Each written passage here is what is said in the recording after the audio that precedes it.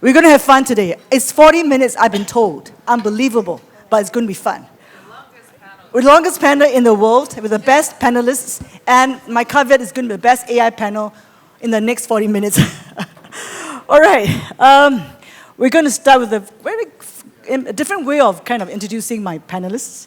So let's start with Candina, seasoned marketer, a distinguished career with Microsoft for 25 years.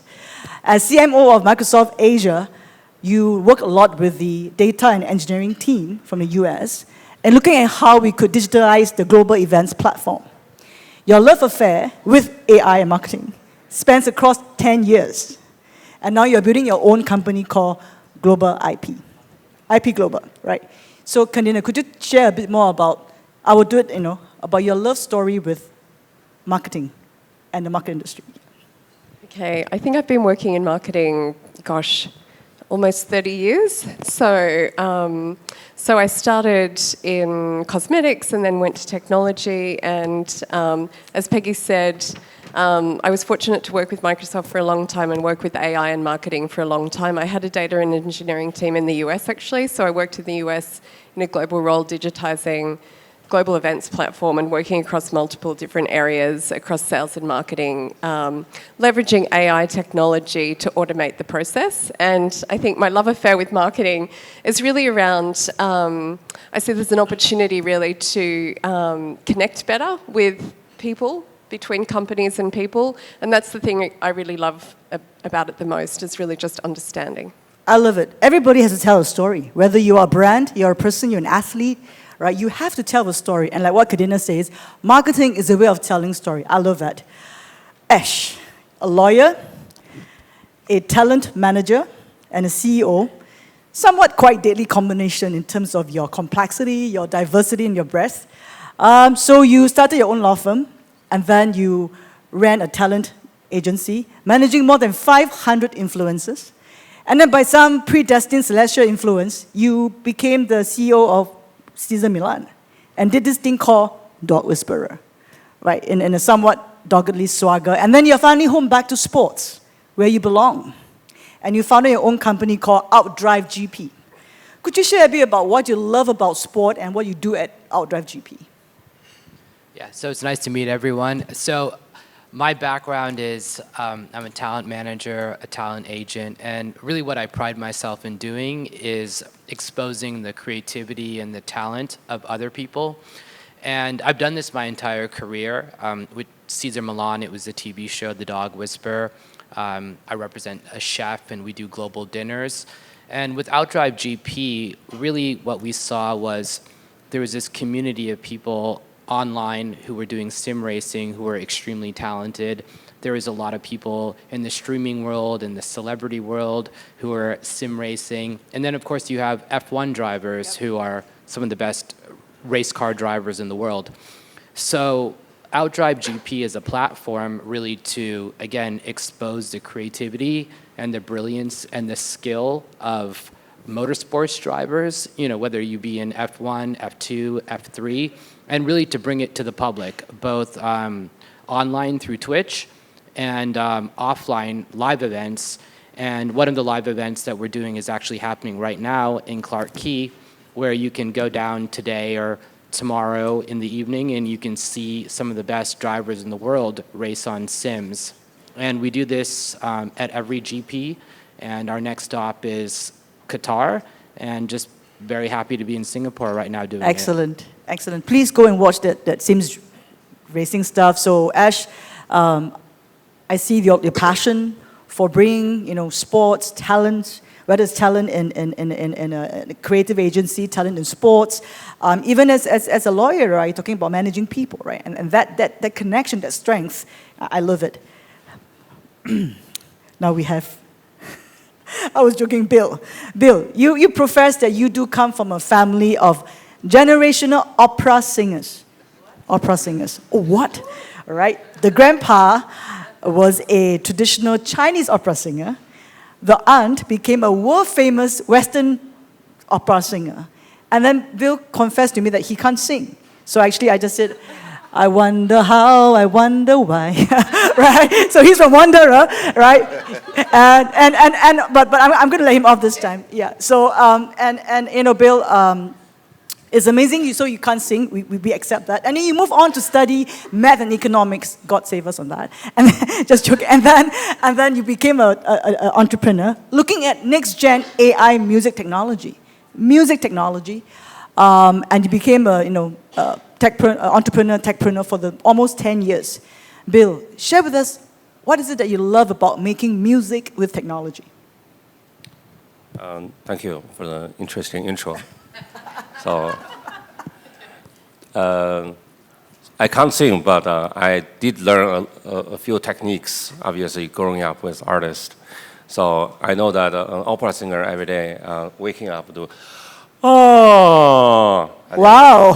Oh, so he can sing, ladies and gentlemen. He can sing, right? Round of applause, please. It's the yawning, the professional yawning. Somehow the issue is that the air needs to flow through the nose to the lung.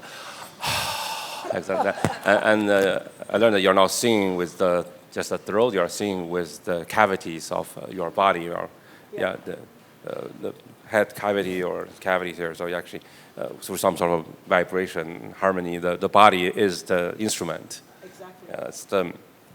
So singing is the most traditional, how to say, the most natural instrument, not even wood. It's just like your body is just generating the sound, vibrating like a speaker, right? Then we invented other instruments. And then it took a long time for people to make modern music, right? And I think the real kind of what we consider modern music started in the 19th century with Mozart, Wagner, and things like that. And production, very expensive. Then we invented recording analog in the early 20th century, and then we invented the digital workstations, and now with AI. Each step, the cost went down drastically, and we used to need like hundreds of people to make a production. Now one person can make an album in maybe a few hours, soon a few minutes. So I see that. That's what you love. Yep. So you're going to hold on that first, because you're going to go to the specifics. We're going to bring on later on. But wonderful analogy of using your body as an instrument, because he's got lots to share, and he will come in because I am the orchestra director. So I direct my 4 beautiful violinists and a saxophone and stuff. So Bill, I see your passion, and I see that it's really all about making things easier for the fan to consume and enjoy. William, managing director, and I love your little thing here called Orbit. All right, startup. Interesting fact, ranked number 3 stock picker in Hong Kong, China, and number 1 for tech, media, and telecom by Thomson Reuters. Number 3, equity research analyst in Asia for IT services by Institutional Investor magazine. In other words, if you want to make money, please come to William. All right, so William, you're a tech investor, you are a venture capitalist, and you have actually done over 350 early stage investments in the last 30 years. That's amazing. Could you share a bit more about what you love about investing in startups that dabble with technology? Yeah, for startups, it's about problem, solution. Yep. So there's a problem, and try and find a solution. So I got pulled into Music Matters, All That Matters, 20 years ago, and they wanted me to explain the China music market. So fans were spending hundreds of millions of dollars on music, on their phone. The interesting thing is that the artists and the labels were only taking 3% of that. Yep. So on the one side, technology opened music to many people. On the other side, technology disrupted the business model. So I spent the last 20 years investing in technology that helps the artists and the labels basically make more money. And that's what we're still doing. Democratizing access to equity of wealth, is social inclusivity, and I love that vision. So, ladies and gentlemen, if you love the diversity and the creativity and the depth in the panel, could you give a round of applause for our 4 panelists, please? The louder, the better. Thank you so much. You know what? To help you guys better appreciate the quality of the discussions you're going to have, the depth of the knowledge and experience they bring, I'm going to introduce a little structure. And Binny's like, oh my God, Peggy in a structure. Yes, there'll be a little bit of structure here in this discussion. And these four of my, as I said, I'm the orchestra director. They are my most beautiful, talented musicians. They will follow to the script. I'm just joking. They're very good students. So we're going to look at AI. If you do not know this panel is about AI, you can still go to another panel. But this is AI. We're talking about looking at the impact of AI across 4 key areas: workflow transformation and efficiency, cost savings, revenue growth, and creativity. So we're going to structure these topics around. I will invite my panelists to share in their own industry, right? Their success stories and impact across industry, which is very interesting. And you, as my audience, you are going to listen. So please, no more on the phone or whatever, right? Listen. In Chinese character, it's called ting. Ting means you listen with your eyes, your ears, and your heart. So you're going to listen because I say so, you have no choice. And at the end of each of their 4 presentations, I'm going to ask you to, by applause, which story you love best. It is subjective, no problem. Okay? So I want you to listen with your heart and be part of this conversation. We're going to co-create something beautiful. So I'm going to start with Candina, all right? Oh, looking at my script. Could you share in the marketing industry some of the real-term impact of AI in those 4 categories? I'm going to start asking a question. How many people had customer service issues in the last week in terms of things that didn't work? Like you had a problem, you had to call customer service, you had to it was fragmented. Yes, normally, I think I can count about 10 of them in the last week. And what I would start with is CMOs or the Chief Marketing Officers should be the custodians of customer data within an organisation. And this is where, 2+ years ago when ChatGPT was released and everybody started getting freaked out about AI, everybody went straight to the creativity side of it. But where I would start is, and background on this is Microsoft basically, the business model is you work with companies on transformation. And there's a lot of companies that are working on transforming their customer data. Yep. And so essentially, most customer data is fragmented. And the fragmentation is what causes all of these gaps in the system. So the starting point for all of this is ensuring that the data is actually connected. And there's a lot of development work that goes into the creation of that. And AI actually helps to reduce those development cycles. So that's the first thing I would say. On the marketing side, that's critical, because if you have the wrong data in the first place, you get the wrong output. So your creative output is not right. So that's the starting point, and that whole piece has been a major that's been a major piece of work across multiple companies. And the companies that are doing that the best are the ones that are actually getting the best results in terms of output. So there's several examples that I'll give you in terms of efficiency. One of the big ones that Peggy started with is automation. And so what this is doing is this is reducing creative cycles. So normally where it would take 6 months to create a campaign, it reduces to 3 weeks, for example. We did this at Microsoft. Coca-Cola and Nestle and others are also doing the same. It's reducing development cycles and costs by about 70%. The other way that you could look at that is it's increasing the time to market to get to your customers, which then also increases your revenue. So there's direct campaign revenue increases in double digits across multiple companies that have this data together. The other side of it is, everybody would have heard of hyper-personalization at this point. This is basically where you're able to take these insights and you use those insights to get to better output in terms of your creative. And it's funny, I was just reading an article this morning. We've got 5 minutes, right, Peggy? So I'll just give you this one more. So I read an article this morning by Mark Ritson, who's considered to be a thought leader in marketing. He was laughing at ChatGPT, which just launched a TV and outdoor campaign.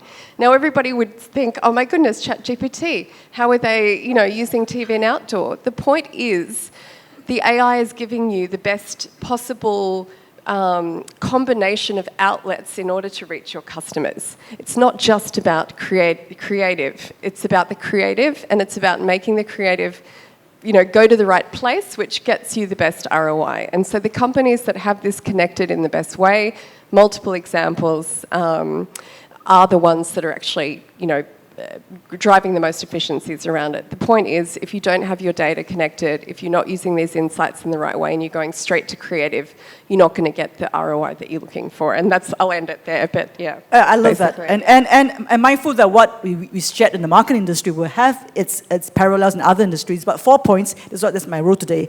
Number one, rubbish in, rubbish out. Quality in, quality out, right? So your data has to be connected. There's so much fragmentation because we work in silos a lot of time, and that results in fragmentation. So connectivity and integration. Point number two, because of the automation, you can reduce your development cycles, right? And that means, obviously, cost savings, manpower costs. And number three, because you can do that, it gives you the time to look at creative stuff like marketing, how you could better do your marketing strategy and tactics. And that, again, may result in better revenue and new revenues. And the fourth point is very interesting, hyper-personalization, which is very, very true in sports and anywhere else, in music especially, right? Being able to personalize. And I love the point that you said, it's not just about being creative and doing creative, it's about finding new ways, right, to reach out to your audience, like what you said about ChatGPT. So I think that's wonderful, and I really love the part that, don't just do creative for the sake of doing creative. Take one step back, look at your workflow, look at automation, look at connectivity, and then look at new ways to push out your creative. Now let's move on to our next, Bill. Across the music industry, are there, what do you see as the impact of AI in these 4 key areas? Yeah, I think there are, high level, there are 2 types of tasks. The first type of task require a lot of human judgment. Okay. And these are not easily automated by agents or AI. And the second type of task are pretty standard. And most of these tasks are going to be or can be automated by agents. Applying that to music, right? For instance, coming up with the right idea may require more human inputs. So the agent can come up with idea for you, do research and things like that. But ultimately, it's the human have to make the judgment of changing the prompt or iterating the prompt. But for instance, when it comes to, let's say I'm a content creator, I have multiple channels on X, on YouTube, on social media. I create a good song. I want to publish that song to my channels. That part should be automated by the agent, right? Who creates the different visuals, different size of the visuals, the titles and things, and just publishing one platform after another. So what we are creating is an agentic, creative, co-pilot that helps the creator end to end, from ideation all the way to distribution, including editing, all of that in between. Yep. But that's still some parts of it require more human inputs. Some part of it can be more automated. Awesome. So if you do not know this term, it's called agentic AI. If you just Google or ChatGPT, Copilot, please, because I'm from Microsoft. So no, understand. Just joking. Agentic AI is about end-to-end process automation. So what used to be done, like one person do the creation and editing and video, now you can do end-to-end. That again reduces your time. It integrates your workflow, and that results in cost savings, right? So agentic AI, I love that, and it's being now applied in most industries. I think DBS did say a few months ago that with agentic AI, they actually can cut down thousands of employees. Ash, so I love sports, you love sports. What do you see are some of the real impact of AI for the sports industry? Yeah, great. So let me first start by saying that I do not think that AI will disintermediate sports at all. I think what makes sports so unique and special is that we want to see humans perform. We connect with humans. If you've ever watched the Olympics, if someone just showed you a race, it's kind of boring, but you always want to learn more about who's racing, their story, where they grew up. So I think with sports, what makes it so interesting to all of us is that there's a backstory. So I think that sports is, in a sense, AI-proof, and that's why we're building this business, OutDrive GP. I think people will always want to see Valtteri drive versus a AI bot. Where I do think that AI does have a place in sports is on the data side. I do think that if you're a fan, AI can serve you more personalized feeds. So if you're watching Twitch, and you're watching, let's say, Lewis Hamilton race Kai Cenat, and you're a younger kid, the feed can feed you more clips of Kai Cenat. So I think on the audience side, there's benefits with personalization. I think if you are an athlete, if you're a driver, for example, the data that comes from sim driving can show you maybe which corner people have a tendency to crash on, or which ways to drive the track to actually become a better driver. And then I think, just for participants, for people who are playing the sims, they can also get data on how to be a better driver. But I think with all these things, I would just really say they're not game changers. I don't think AI is going to, change sport dramatically. In fact, I think a lot of the things that I've mentioned here existed pre-AI. And I think what AI has done is, if you really think about AI, it's just an algorithm that's better at identifying patterns and outputting data. But it's not a game changer per se. If you think about a company like Tesla, AI might become, the next step to completely self-driving cars. But I think with sports, fortunately, it's always going to have a strong human connection. I love that, right? So, so basically, we're back to the same thing, right? It's about innovation, and it's all about data-driven, right? And I think what Ashley was saying is that, AI is not going to be a game changer. Some of you might disagree. I do not fully agree, but I think I understand your perspective that what it does right now primarily, and GSIC did a survey with more than 150 sports executives from the sports industry, and we asked them what is the most important trend about digital transformation in their mind. Is all about data, analytics, and cost savings. Number one, right? So that's what Ash talked about, right? And even Candina and even Bill, that automation of the processes, the integration of the data that you need, that's number one. Number two, I think that in terms of revenue growth, Ash touched on the point that nowadays the next generation fan, they're on multiple screens all the time. They're watching a race, they are watching NBA on one phone, they have an iPad watching some other things. They're on multiple screens, not just second screen. And that being able to monetize that fan experience, if I were to use the word, by giving them the stats about this driver, even to the extent of what this driver loves to eat and who is his latest girlfriend, doesn't matter, right? As long as you engage your audience, right?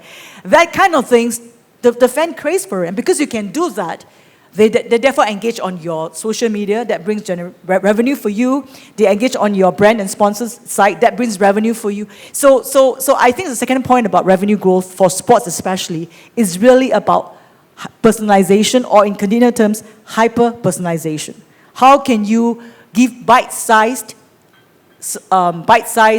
information, highlights, real-time tracking to your fans as they consume sport in a way never imagined before? And I think the third point you mentioned is about AI proof, which is like AI will never replace humans. I'm of the view, which we'll discuss at the end of discussion of this chat. And I think it's to a certain extent, I think what AI is doing now is actually enabling us to do a lot of things better. Automation, we're talking about revenue growth, talking about cost savings. So moving on to that, I know that, William, you deal a lot with startups, investing in sports technologies, actually all across industries. So listening to what they have shared, could you share a bit more also about, what do you see are some real impact across all industries about AI? Yeah, I'll give you maybe two. So first one is AI for positive impact in sports. So the thing about these small screens is that people spend more time consuming on a small screen than sitting in front of a big TV watching an entire sports game. So if you go to English Premier League, they have on the phone they have some clips, but they come out hours after the game. There's just a few clips, there's just a few highlights. So one of our companies, Magnify Videoverse, they use AI to automatically create clips in real time. So you can watch the highlights in real time as the game is going on. So they just they did the last Wimbledon. Yep. And by enabling real time clips, highlights of the action, they 5x the audience versus the previous year. Yeah. So so English Premier League doesn't have it, but Champions League has it, La Liga has it, UEFA has it.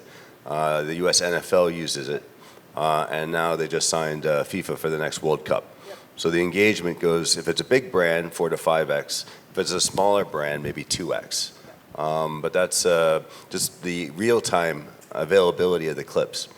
On the flip side, AI, there's models, there's unique data, and they're solving an industry problem. So we have a company here in Singapore called All Rights. And All Rights is a platform to license long-form content, TV shows, movies.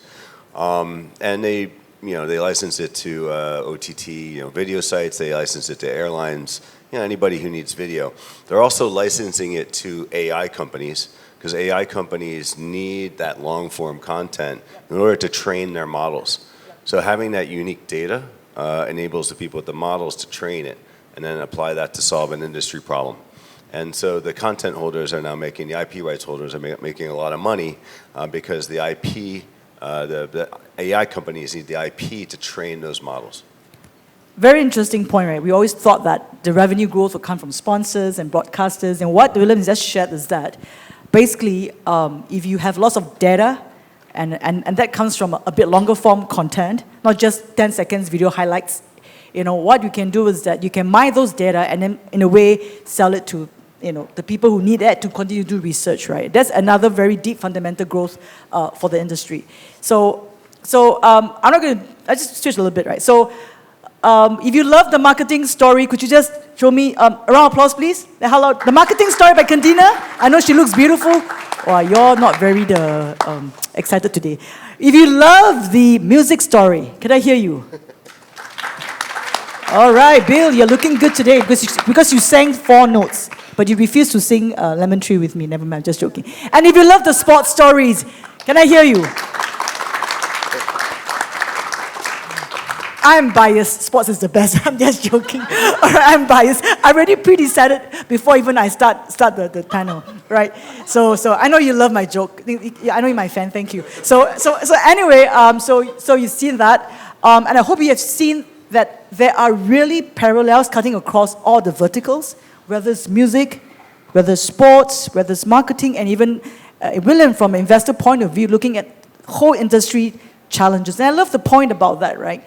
If AI could solve a fundamental industry challenge or problem, the benefits may not be so immediate now, but 10 fires down the road is going to be, I think, a game changer. So we're going to spend, I have 12 minutes and 5 seconds, as the clock says. We're going to spend maybe the next 8 minutes to draw some of the parallels across all the industries. And I think one point I want to start, an easy one to start, is the fact about personalization, right? Whether you're creating music, whether you're creating marketing collaterals, materials, whether you're doing sports, right? AI helps you to create, I won't even say personalization, but the term is called hyper-personalization. Could I open up to the panel and some views on that? Then, and where do you think this hyper-personalization is going to go to the next level? Yes, William. So just give an example. Yeah. So you have a lot of artists out there. You have celebrities, influencers, TikTokers, whatever. And they're generally not that good at tech, right? So they have audience, but they really don't know how to set up their own e-commerce store, for example.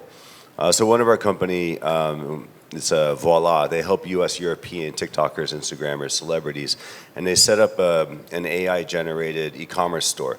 So if you got a blue jacket and the person posts on it, that blue jacket will go into the e-commerce store, but 8 other jackets that look like this, from Gucci all the way down to Zara, will also populate in there. And versus, say, a link tree, having that choice, that personalization based on the picture of the jacket, what the audience likes, and then the commentary that the TikToker wrote about the jacket, it has on average, 800% increase in sales. 800%. That's average 800%. Mind-boggling. Yeah. So they have about 70,000 active celebrities and Instagrammers with their own store. They're doing about 80 million monthly sales. Yep. And then the share with the influencer. Yep. And now they're enabling these same influencers and stars to have their own fashion lines. And that is so important for, even Ash could relate on that, right? As all of you, don't bluff, you're on TikTok, right? Yeah, doing something funny, right? So anyway, so you're an influencer and you're someone new, right? And you want to, and it's true, even the startups, they are all very techy, except for for Bill is absolutely wonderful because he sang the notes for me. So no, the tech startups are really like hardwired. They are all about tech, but sometimes they don't know how to sell and market their story. And using AI with these algorithms that's readily available, you could actually raise your visibility, your impact, like 800 times. So that's awesome. So one common denominator across all industry is AI enables personalization and hyper-personalization that increases your fan experience and therefore probably more revenue. The other one I want to go into is this whole thing about automation, right? Which Bill talks about agentic processes. Candina calls automation, right? Basically, AI is about machine learning. The machine can learn faster than all of us. They can analyze corpus of data faster than all of us. So if you don't already use AI in your work, and please use Copilot versus ChatGPT, right? Then you need to look at it because that frees up time for creativity. So I'm going to stop here on automation and agentic AI. Where do you see this thing's going to move to the next stage? How much is this already like the max of what we can see in automation, or is there another level? Yeah. I'll start if you like. Yeah, sure. I think this is an interesting one because there's always a conversation around how much do you need to check the output. So, and from what I've seen so far, in most cases, you still have to check a lot of the output to make sure that it's accurate and relevant and that sort of thing. But as things start to learn more and more and more, this starts to get better and better. And I'll give it's an easy example, language. So we would do real-time language translation across 170 languages. At the beginning, it was awful. It was like you couldn't put it out there, but it would save hundreds and thousands of hours of cycles and time to market and things like that. It's now to the point where you can let it go. It's very accurate. You can translate across multiple languages. That's just a simple example, but it's an example of how, as the machine starts learning more and more, you get better and better. But as soon as you start changing something, language is fairly constant. If you start changing something or changing a creative or changing in targeting, you still need some sort of checks and balances at this point. So again, it'll get better and better, but I would be reluctant to let it go completely. Yeah, very interesting. Maybe 80-20 rule, right? Maybe 80% that, they're going to help you, and 90-10. please use that. Please use that. I'm just giving But I love what Candina says, right? No matter what, you still need to check on, especially what you're going to key in as parameters in your algorithm. Because if you key in the wrong parameters, then you're not getting the right data that you want. I'm mindful I have 7 minutes. I thought I couldn't do it, but I think we need more time, but it's okay. So I'll come back to Bill. So we know that music is always conceived as very, very creative. I love all the songs and stuff. And you did share previously, we talked about how you don't have to use so many interfaces. You could do everything in one. So do you think that using AI is a real game changer in the way that music now is being created? That means do you see music now being much more creative because of AI? There's more songs, more writers? I think first, AI doesn't really replace artistry, but it expands the circle of who can be artist, who can create art, right? So the tool made it easier, so more people can participate. But also, I think there's going to be a few fundamental changes where previously I have to learn how to use a tool or instruments and to make music. But with the AI that we're building and we're planning to build, the tool can also teach you how to make music. So think about an agentic interface. It's not just a tool I tell the agent what to do. Maybe I can ask the agent to explain to me about the music, why this is good. Maybe teach me with a vision. Right? I can even play instrument and tell me if I'm doing good or bad, and add my track to the song. So I think it'd be a two-way stream. And then also another thing that I'm very pumped up is that very soon we should be able to create much more autonomous AI artist agent. Right now, obviously, we see some new AI artists with good visuals that are coming out from Korea, and seems to be pretty stunning, a lot of views. But these are still powered by a bunch of human behind the making the production. So imagine a fairly autonomous agent. You gave the agent some high-level objectives, such as becoming famous in a certain genre or region, or certain reward mechanism, and the agent makes its own decision on creating its own visuals, its own music videos, choosing the topic, creating the song, iterating the song. back and forth with the funds and even releasing it and, and earning Awesome. revenues. So it's intelligence, right? Intelligent solutioning. And you talk about, I love this point. We have autonomous driving. Maybe we should give a call to Elon Musk to talk about autonomous music creation.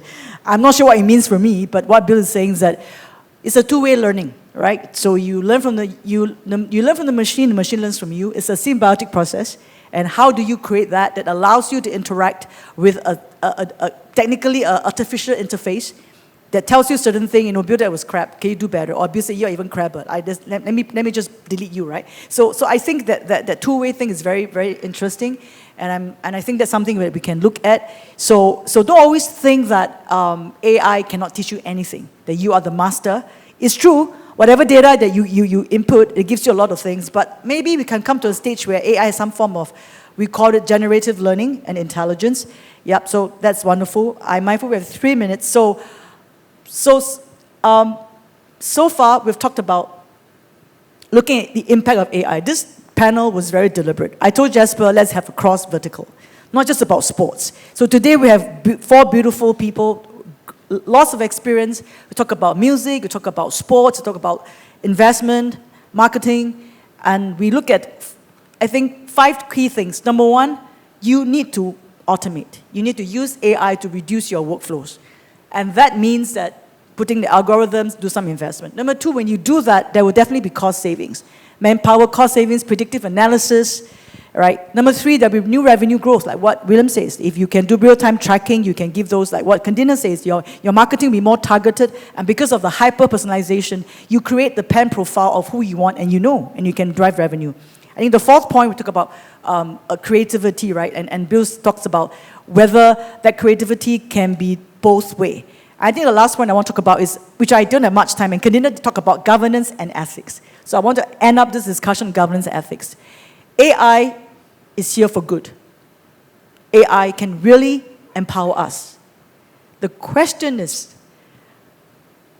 how AI is supposed to be here for the betterment of humanity? I'm very clear about that. And I showed the panel, there's 2 things that AI cannot do. Replace our foresight and replace our wisdom. So to end up this panel, I'm going to ask each of you to maybe give me a short word. This is totally off the script, and I always do that. It's spontaneous.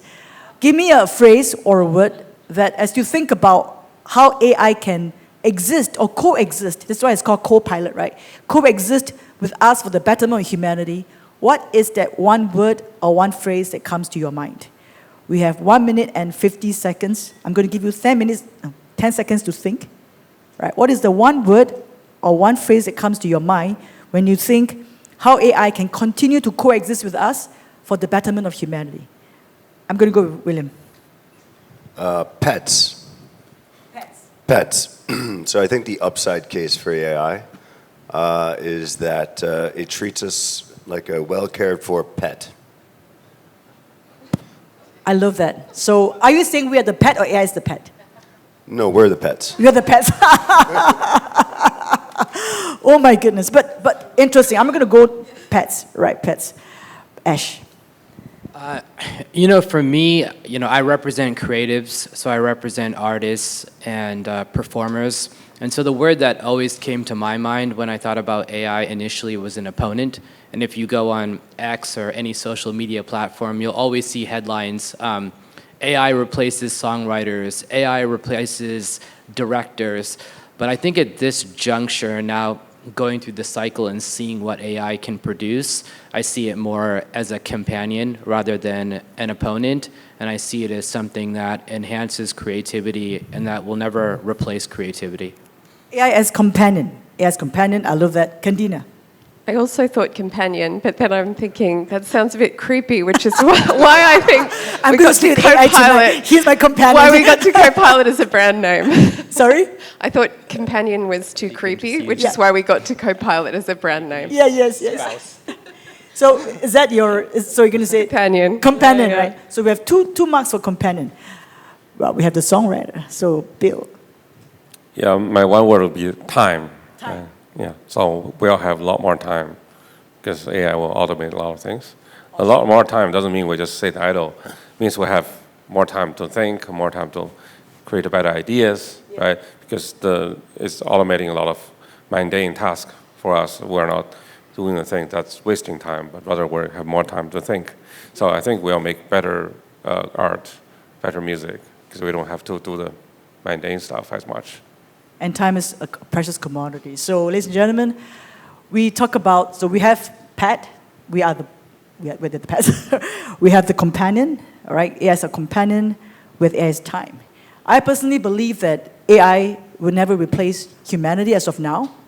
Humanity will always be the one that has the foresight and the wisdom to see things and to give directions to AI.